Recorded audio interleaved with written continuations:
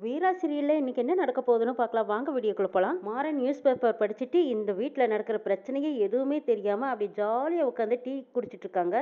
வள்ளி மாடிப்படியில இருந்து பதட்டத்தோட அந்த பணப்பையோட வந்துகிட்டு இருக்காங்க. சுத்தியும் பத்தியும் பாக்குறாங்க. அத்தை என்ன, ஏன் இப்படி பதுங்கி பதுங்கி வந்துட்டு இருக்க அப்படின்னு மாறன் கேக்குறாங்க. டே கொஞ்சம் இப்படி வா அப்படின்னு கூப்பிடுறாங்க. என்னத்தை, என்ன ரகசியமா ஏதோ மறைச்சுக்கிட்டு வந்திருக்க, அது என்னது அப்படின்னு கேக்குறாங்க மாறன். அந்த பேக்ல இருக்கிற ஜிப்பை திறந்ததும் பணத்தை காட்டுறாங்க. ஐயோ அத்தை, என்னது இவ்வளவு பணம், சிறுக சிறுக சேர்த்து வச்சியா இத்தனை பணத்தையும்? மருமகனுக்கு ஏதாவது வாங்குறதுக்காக இந்த சிங்கடி பிடிச்சி வச்சிருந்தியாத்தே அப்படின்னு கேக்குறாங்க. ஆமா, இவ்வளவு பணத்துக்கு எத்தனை கிலோ வாங்குறதுன்னு கேக்குறாங்க மாறன். டேய் சும்மா விளையாடாத, இந்த பணம் எப்படிடா வந்தது? இந்த பணம் உன்னோட ரூம்ல தான் இருந்தது, எப்படிடா உன்னோட ரூமுக்கு வந்ததுன்னு கேக்குறாங்க வள்ளி. என்னத்த சொல்ற, என்னோட ரூம்லையான்னு கேட்டுட்டு இருக்கும் போதே வீரா வராங்க. இந்த பணத்தை காணும்னு உங்க அப்பா வீட்டையே ரெண்டாக்கிட்டு இருக்காங்க, இந்த பணம் எப்படி உன்னோட ரூமுக்கு வந்ததுன்னு கேட்டா நீ என்னடான விளையாட்டு போல பதில் சொல்ற. வீரா, இந்த பணம் உங்க ரூம்ல தான் இருந்தது, உனக்கு இதை பத்தி ஏதாவது தெரியுமான்னு கேக்குறாங்க வள்ளி. வீரா யோசிக்கிறாங்க. ராகவன் மாமா தானே இவ்வளவு பணத்தையும் உள்ள வச்சு ஜிப்பு போட முடியாம கஷ்டப்பட்டு போட்டு அவங்க வேட்டி மடிப்புக்குள்ள மறைச்சு கொண்டு போனாங்க. வீராவும் மனசார எனக்கு தெரியாது வள்ளிமான்னு சொல்லிடுறாங்க. ஐயோ, இந்த பணத்தை காணணும் தான் அண்ணன் ரூமா எல்லா ரூமையும் தேடிட்டு வான்னு என்ன சொல்லிட்டு இருக்காரு. நானும் தேடலான்னு தேடி பார்க்கும்போது உங்க ரூம்ல தான் இந்த பணம் இருந்துச்சு. இந்த பணத்தினால இன்னும் என்னெல்லாம் பிரச்சனை வீட்டுல வரப்போதோ தெரியலையே அப்படின்னு புலம்பி நிக்கிறாங்க வள்ளிமா. திரும்பி பாக்குறாங்க. ராமச்சந்திரன் வர்றாங்க. ஐயோ அண்ணன் வருதே, இப்ப என்னடா செய்யறது அப்படிங்கிறாங்க வள்ளி. ராமச்சந்திரன் வந்ததும் என்ன வள்ளி, பணம் கிடைச்சதா இல்லையா அப்படின்னு கேட்டுட்டு இருக்கும் போதே முடிஞ்ச வரைக்கும் வள்ளியம்மா முந்தானி சேலையில அந்த பணப்பையை மறைச்சு வச்சிட்டு இருக்காங்க. அது என்ன இடுப்புல, அதுவும் முந்தானியில ஏதோ மறைச்சு வச்சிருக்கே, இப்ப காட்ட போறியா இல்லையா அப்படின்னு ராமச்சந்திரன் கேட்கவும் வள்ளி முடிஞ்ச வரைக்கும் மறைக்கிறாங்க. வீரா, அந்த முந்தானி சேலையில ஏதோ மறைச்சு வச்சிருக்கா வள்ளி, அது என்னன்னு பாருங்கிறாங்க. மாமா அது வந்து அப்படின்னு வீரவும் தயங்குறாங்க. இல்ல இல்ல வேண்டாம், நானே காட்டிடுறேன் அப்படின்னு சொல்லிட்டு வள்ளி அந்த முந்தானியை எடுத்து அந்த பணப்பையை எடுத்து காட்டுறாங்க. வள்ளி, அந்த பையில என்ன இருக்கு, உன்னை தான் கேட்டுட்டு இருக்கிறேன் அப்படின்னு கேட்கும்போது அதட்டிலேயே அப்படியே வள்ளியுமா அந்த ஜிப்பை திறந்ததும் காட்டுறாங்க. பையில பணம் தான் இருக்குதுன்னு தெரிஞ்சதுமே இங்க கொடு அப்படின்னு சொல்லிட்டு வெடுக்குன்னு வாங்கி ஜிப்பை திறந்து பணத்தை பாக்குறாங்க ராமச்சந்திரன். கண்மணி அழுத்தம் திருத்தமா கேக்குறாங்க. இவ்வளவு பணமா, மாமா காணான்னு சொல்லிட்டு இருக்காங்களே அந்த பணமான்னு கேக்குறாங்க கண்மணி. வள்ளியம்மாவும் ஆமாங்கிறாங்க. அண்ணே பிரச்சனையெல்லாம் எதுவும் வேண்டாம், இந்த பணத்தை நான் தான் எடுத்தேங்கிறாங்க வள்ளியம்மா. எது நீயே எடுத்த அப்படின்னு கேக்குறாங்க ராமச்சந்திரன். ஆமாண்ணே, எனக்கு தேவைப்பட்டது, இன்னும் 2 நாளையில கொண்டு வந்து வச்சிடலான்னு நான் நினைச்சேன்.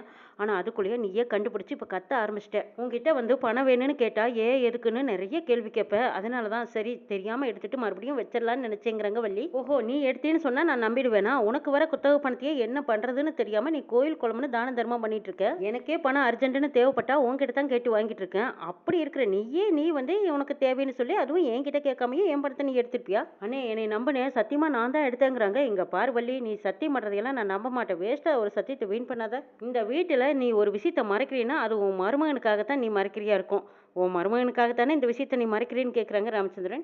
ராமச்சந்திரன் எடுத்தாங்கோப்புல மாறன் கிட்ட கேட்குறாங்க. எதுக்குடா பணத்தை எடுத்த, எதுக்குடா பீரோவில் வச்சிருந்த பணத்தை திருடுனேன்னு கேட்குறாங்க. அப்பா நான் எதுக்கு திருட போறேன், எனக்கு எந்த அவசியம் இல்லைங்கிறாங்க மாறன். திருடுனதும் இல்லாம உன் அத்தை கிட்ட பொய் சொல்லிக்கிட்டு இருக்கிறியா அப்படின்னு சொல்லிட்டு அடிக்க போறாங்க. அண்ணே எதுக்குன்னு இப்படி சத்தம் போட்டுட்டு இருக்கிற, நான் தான் அந்த பணத்தை எடுத்தேன்னு சொல்றேன்ல. வள்ளி, நீ ஒன்னும் அந்த பணத்தை எடுக்கல, அந்த பணத்தை பீரோவில் வச்சிருந்ததை இவன் தான் வந்து திருடிட்டான். ரூம்ல வச்சுட்டு 10 நிமிஷம் போன் பேசிட்டு வரலான்ட்டு போனா அதுக்குள்ள பணம் திருட்டு போயிருச்சு. பெத்த பிள்ளையால நான் சம்பாரிச்ச பணத்துக்கு பாதுகாப்பு கிடையாது. அடிச்சு நினைக்கவே அசிங்கமாவும் அருகருப்பாவும் இருக்குது. எங்கிருந்துடா வந்தது இந்த புத்தி அப்படின்னு சொல்லி ராமச்சந்திரன் மாறன் அடிக்க போறாங்க. வள்ளி ஒரு பக்கம் வீர ஒரு பக்கம் தடுக்கிறாங்க. ஆனா அடிக்கிற வேலையெல்லாம் வச்சுக்காத, நான் தான் சொல்றேன்ல அந்த பணத்தை நான் தான் எடுத்தேன்னு அப்படின்னு வள்ளி முன்னாடி போய் நிக்கிறாங்க. வள்ளி, அவன் பொய் சொல்லுவான், திருடுவான், ஊர்ல இருக்கிற வம்பையெல்லாம் வீட்டுக்கு எடுத்துக்கிட்டு வருவான், அவனை அடிக்க கூடாதுன்னா எப்படித்தான் திருத்துறதுன்னு கேக்குறாங்க ராமச்சந்திரன். அண்ணா எத்தனை தடவை சொன்னாலும் சரி அந்த பணத்தை நான் தான் எடுத்தேன்னு சொல்றேன், திரும்ப திரும்ப உங்ககிட்ட நான் சொல்லிக்கிட்டே இருக்கணுமா அப்படின்னு சொல்றாங்க.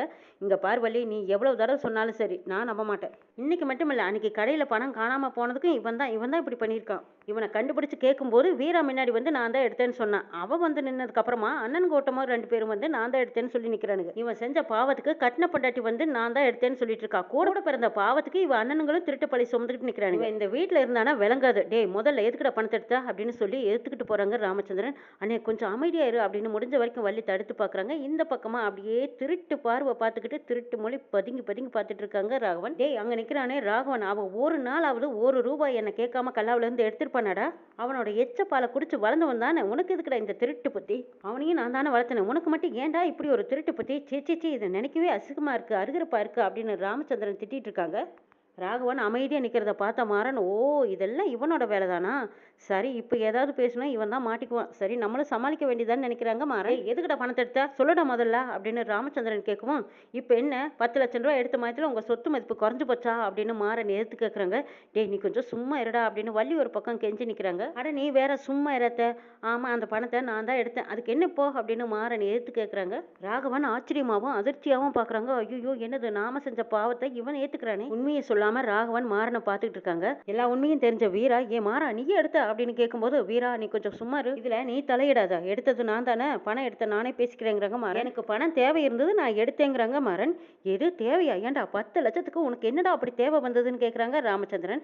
அதெல்லாம் உங்ககிட்ட சொல்லிக்கிட்டு இருக்க முடியாது. எனக்கு நான் பணம் தேவைப்படாதா? இந்த கடையில எத்தனை வருஷமா நான் வேலை பார்த்துட்டு இருக்கேன். எனக்கு என்ன மாச சம்பளமா போட்டு கொடுக்குறீங்க?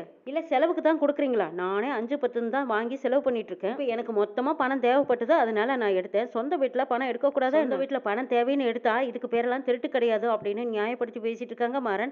அடச்சி நீ வாய் மூடு. பாத்தியா வள்ளி, பணத்தை திருடுனதும் இல்லாம எப்படி நியாயம் பேசிட்டு இருக்கான் பாரு. சொந்த வீட்லயே சம்பளம் கேட்டு நிக்கிறவன நான் இன்னைக்கு தான் பாக்குறேங்கிறாங்க கண்மணி. எந்த வேலைக்குமே போகாம குடும்ப சம்பளத்தை பாக்குறவன் இப்படிதான் எடுத்தாகணுங்கிறாங்க மாறன். இந்த வகையில பார்த்தாலும் இதுக்கு பேர் திருட்டு கிடையாதுங்கிறாங்க மாறன்.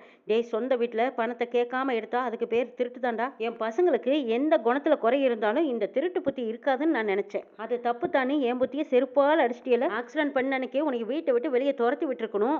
உன்னை மன்னிச்சு இந்த வீட்டுக்குள்ள விட்டதுனால தானே நீ இந்த அளவுக்கு வந்து நிக்கிற. மன்னிச்சு இந்த அளவுக்கு விட்டதுனால தான் நீ இந்த அளவுக்கு வந்து நிக்கிற. மரியாதையா சொல்லிடு. உனக்கு எதுக்கு இவ்வளவு பணம் தேவைப்பட்டது? சொல்லுடா. ஏதாவது பிரச்சனையில மாட்டிக்கிட்டு இருக்கிறியா? அதை சரி பண்றதுக்கு தான் இவ்வளவு பணம் திருடுனியா? மாறன் அதெல்லாம் ஒண்ணு இல்லைன்னு சர்வசாதாரணமா சொல்றாங்க. இங்க பார் வள்ளி, இவன் ஏதோ ஒரு பெரிய பிரச்சனையை இழுத்து வச்சிருக்கான். இவன் வீட்டுல இருக்கிற வரைக்கும் பெரிய ஆபத்து தான். கடையில இருந்தாலும் பெரிய பிரச்சனை தான். விட்டா குடும்பத்தையே கொண்டு வந்து நடு தெருவுல நிறுத்திடுவான். இப்போ நான் சொல்றத நீ நல்லா கேட்டுக்கோ வள்ளி. இவன் இந்த வீட்டுல இருக்கவே கூடாது. வெளியில போடா அப்படின்னு சொல்லிட்டு ராமச்சந்திரன் வந்து மாறனை பிடிச்சு தள்ள வராங்க. வள்ளி தான் குறுக்க நின்னுக்கிட்டு, அண்ணா நீ சொன்னா கேளு. அவனை வெளியே போ வெளியே போன்னு சொல்லிட்டு இருக்காத. இந்த ஒரு விஷயத்தை வச்சு அவனை திருடனாக்காத. நீ சொல்ற மாதிரியெல்லாம் அவனுக்கு எந்த பிரச்சனையும் இருக்காது. வெளியில எந்த பிரச்சனையா இருந்தாலும் அவன் தடுத்து நிறுத்துவனே தவிர வேற எந்த பிரச்சனையும் அவன் வீட்டுக்குள்ள இழுத்துக்கிட்டு வர மாட்டான். ஆமாமா, நீ இவனை முட்டாள்தனமா நம்பிட்டு இரு. அப்படி சொல்லித்தானே இவன் ஒரு ஆக்சிடென்டே பண்ணிட்டு வந்திருக்கான். இங்க பார் வள்ளி, வீட்டுக்குள்ள இருக்கிற பணத்தை திருடி இருக்கான். நான் இனிமேல ஏமாந்து நிக்க மாட்டேங்கிறாங்க. அண்ணே, நீயா ஏதாவது கற்பனை பண்ணிட்டு இருக்காத. அவனால நீ நினைக்கிற மாதிரி எந்த தப்பும் பண்ணிருக்க மாட்டான். அதான் அந்த பணம் உன்கிட்ட வந்து சேர்ந்துருச்சுல்ல. அவன் தான் பணம் எடுத்தான்னு சொல்லிட்டான்ல. அப்புறம் என்ன உனக்கு பிரச்சனை? இங்க பார் வள்ளி, அவனுக்கு 5 லட்சம் இல்ல 10 லட்சம் இல்ல கோடி கணக்குல கேட்டாலும் நான் கொடுத்திருப்பேன். ஆனா அவன் திருடி இருக்கான் என்னை கேட்காம. வள்ளி, பணம் நல்லதையும் கொண்டு வரும் கெட்டதையும் கொண்டு வரும். ஆனா இவன் ஏதோ கெட்டதை கொண்டு வரான்னு எனக்கு நல்லா தெரியுது வள்ளிங்கிறாங்க ராமச்சந்திரன். அண்ணே, என்னன்னே நீ இப்படியெல்லாம் பேசுறேன்னு கேக்குறாங்க வள்ளி.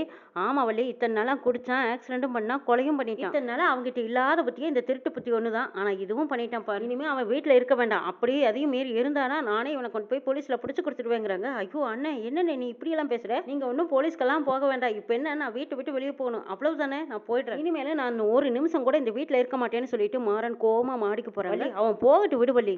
அண்ணே, அவன் ஏதோ பணம் தேவைக்காக எடுத்துக்கிட்டான். அப்ப கேட்ட போது கூட அவனும் ஒத்துக்கிட்டானல்ல. அப்புறம் என்னன்னே உனக்கு கோவம் அவன் மேல? வள்ளி மாறனை போய் சமாதானப்படுத்துறதுக்காக மாடிக்கு ஓடுறாங்க. டே மாறா, வேண்டடா, எதுவும் எடுத்து வைக்காதடா, நீ இங்கேயே இருடா அப்படின்னு கெஞ்சிட்டு இருக்காங்க. இங்க பாரத்த, இதுக்கு மேலேயும் ரோசம் கிட்டலாம் நான் இந்த வீட்டுல இருக்க மாட்டேன் அப்படின்னு சொல்லிட்டு பேக் பண்ணிட்டு இருக்காங்க மாறன். டே மாறா, முதல்ல இங்கேயே நில்லு. வளர்த்துனவன் நான் சொல்றேன். நீ இந்த இடத்த விட்டு ஒரு அடி கூட நகரக்கூடாது. அதுக்கப்புறம் நீ அப்படி நகர்ந்த என்னைய உயிரோடவே பார்க்க முடியாது. நான் பேசுறதுனால சொல்றதை கேளு. ஐயோ, இது கூட பெரிய தொல்லையா போச்சு. என் மானம் போய் கூட இது வீட்டை விட்டு வெளியே விட மாட்டேங்குது பாருன்ட்டு போறாங்க மாறன். நான் போய் உங்க அப்பா கிட்ட 2ல் 1 பேசிட்டு வரேன் இருடா அப்படின்னு சொல்லிட்டு போறாங்க வள்ளி. அண்ணே, என்ன நினைச்சிட்டு இருக்கிற? சும்மா சும்மா அவனை வீட்டை விட்டு வெளியே போன்னு சொல்லிட்டு இருக்க. நீ நினைச்ச மாதிரியெல்லாம் அவனை வீட்டை விட்டு வெளியே அனுப்ப முடியாது வள்ளி. அவனுக்கு நீ பாசம் காட்டுறேங்கிற பேர்ல அவனை கெடுத்து வச்சிருக்க. அவன் வீட்டை விட்டு வெளியே போனாடா தான் அவன் திருந்துவான். அவனுக்கு எப்ப பார்த்தாலும் நீ இப்படியே சப்போர்ட் பண்ணி பேசிட்டு இருக்காத. நீ கொஞ்சம் அமைதியா இருங்கிறாங்க ராமச்சந்திரன். அண்ணே, அவனை வீட்டை விட்டு வெளியே போன்னு சொன்னதுக்கு அப்புறம் அவனும் போயிட்டானா அதுக்கப்புறம் நாம எப்படின்னு நிம்மதியா இருக்க முடியுங்கிறாங்க. இங்க பார் வள்ளி, என்னை எதுவும் கட்டாயப்படுத்தாத. ராகவன் யாருக்கும் தெரியாம மாறன் கிட்ட போய் தனியா பேசிட்டு இருக்காங்க.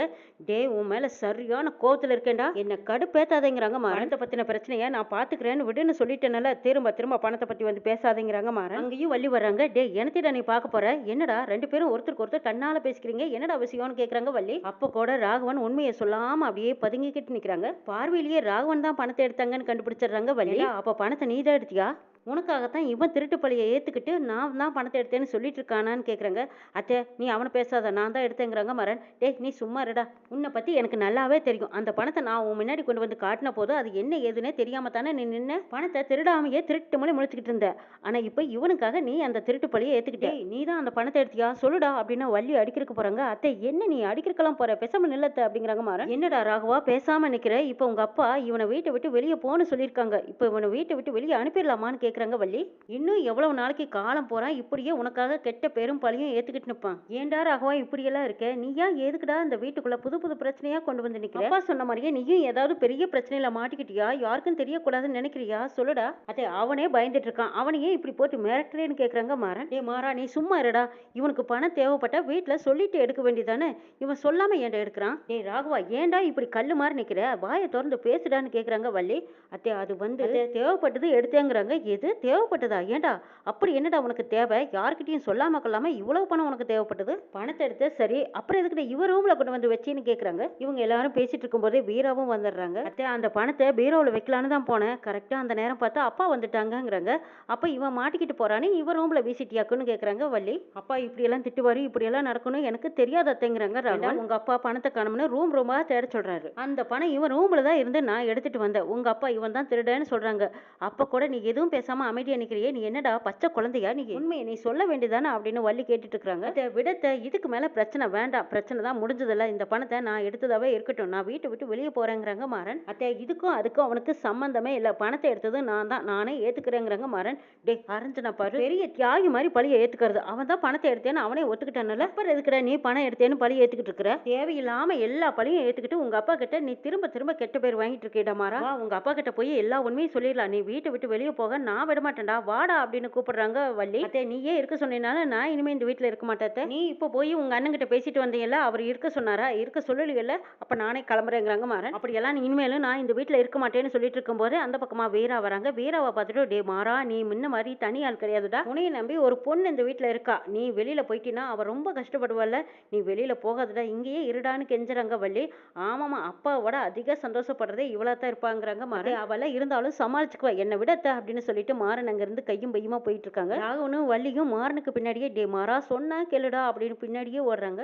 வீரா வா வீரா, மாறனை போக விடாம பண்ணணும், வா வீரா அப்படின்னு வீராவோட கையை பிடிச்சு இழுத்துட்டு போறாங்க வள்ளி. வீரா அப்படியே சில மாறி நிக்கிறாங்க. யார் செஞ்ச தப்புக்கு யார் தண்டனை அனுபவிக்கிறது, இவங்க அண்ணன் செஞ்ச தப்புக்கு இவன் ஏன் தண்டனை அனுபவிக்கிறான் அப்படின்னு வீராவுக்குள்ள ஒரு சந்தேகம் வருது. கண்மணி மனசுக்குள்ள ஒரு சந்தோஷம், ஆஹா எப்படியும் இவனை வீட்டை விட்டு வெளியே துரத்தணும்னு நினைச்சோம், அவனே பணப்பையில கையை வச்சுட்டு இப்ப அவனே கிளம்பிட்டானா ரொம்ப நல்லதா போச்சுன்னு நினைக்கிறாங்க கண்மணி. ராகவனோட மனசாட்சி உறுத்திக்கிட்டே இருக்கு. வீராவுக்கு உண்மையெல்லாம் தெரிஞ்சிருந்தும் வெளியே சொல்ல முடியாம தவச்சு நிக்கிறாங்க. தப்பு செஞ்சது யாரு, தண்டனை அனுபவிக்கிறது மாறனா, இது இப்படியே விடக்கூடாதே, தப்பே செய்யாதவனுக்கு தண்டனை எதுக்கு, ராகவன் மாமா ஏன் இப்படி ஒளிஞ்சு ஒளிஞ்சு ஒவ்வொரு விஷயத்தையும் மறைக்கிறாரு, இது என்னங்கிறது கண்டுபிடிச்சே ஆகணும். ஆக மொத்தத்துல மாறன் நல்லவன், ராகவன் மாமா மறைக்கிறதுக்கு காரணம் என்னங்கிறது கண்டுபிடிக்கிறாங்க.